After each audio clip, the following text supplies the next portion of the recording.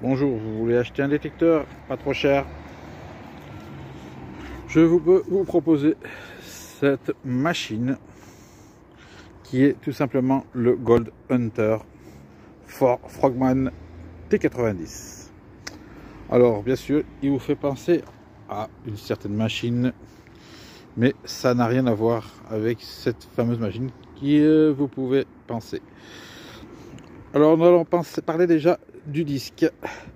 Le disque est un disque de 33, donc très grande surface de balayage, monté sur une canne télescopique en forme de S qui reprend en fait celle d'une très connue d'une grande marque.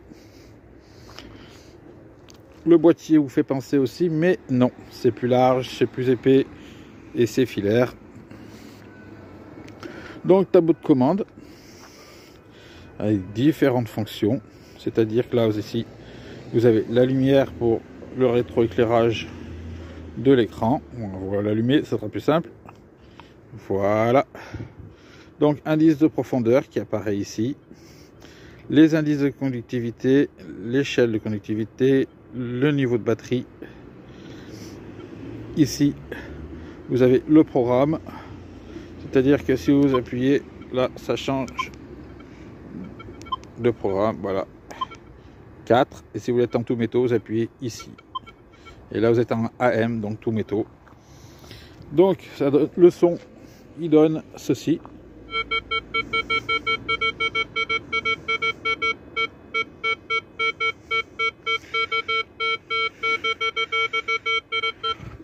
Alors c'est des indices qui sont des indices bas, donc ça va dans des moins et quelques pour les ferreux, comme une certaine marque aussi, qui n'a rien à voir avec la marque qui pourrait représenter la canne. C'est une sorte de mixte de deux marques.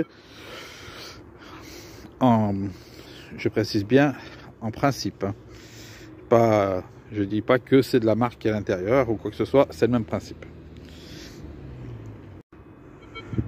Donc ici vous avez le pin punter. Donc vous appuyez, la cible se met en place.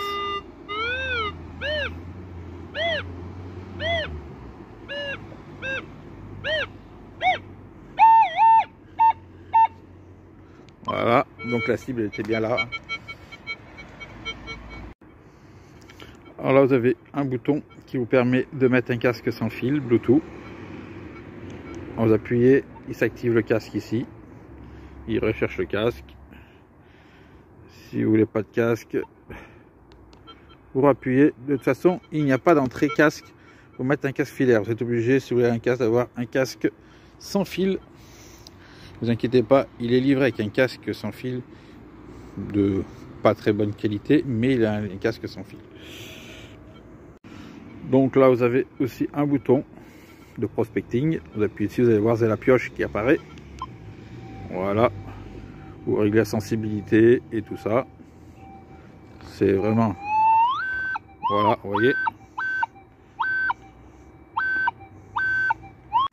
Donc là, vous avez l'engrenage qui vous donne accès au menu, sensibilité, les discrets, tout ça.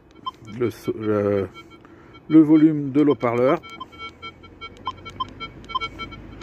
Et puis les tonalités de, si vous n'aimez pas ce son là, vous changez de ton.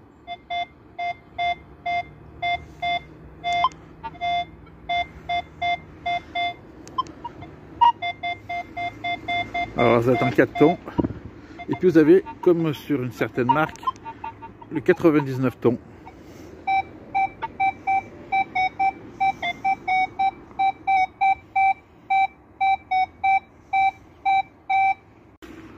Donc ici vous avez le pompage, il est là, il s'affiche ici, vous pompez, faites votre effet de sol. Donc la lumière, alors là vous verrez pas grand chose parce qu'il fait jour. Et donc il n'y a plus grand chose, hein, le plus et le moins pour là, pour quand vous discriminez certains segments, ben, vous avez la touche valide comme beaucoup de détecteurs. Et puis voilà. Donc aussi, ce que vous pouvez faire, c'est que si vous trouvez que ça fait un peu lourd, et ben vous pouvez enlever la commande. Donc je disais que vous pouvez enlever la commande. Donc ça n'existe pas à l'origine. C'est moi qui ai mis ça parce que j'avais un problème. Les premiers modèles qui sont sortis de cet appareil avaient un problème de disque qui apparemment a été résolu depuis. Maintenant, si vous achetez, apparemment, le défaut a été corrigé. Je dis apparemment. Donc, vous avez ici boîtier 4 piles. Dedans, des piles LR6. Et ça, c'est pour normalement sortir le boîtier étanche.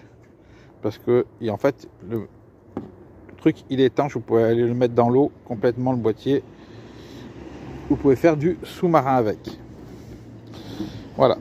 Donc, si vous ne faites pas du sous-marin, et donc que vous êtes un peu bricoleur, donc déjà, vous pouvez laisser cette barre, ce câble sorti, qui vous permettra de l'accrocher à la ceinture, si vous avez une ceinture, bien sûr, ou sinon vous mettez un petit bout de ficelle ou l'accrochez à un passant.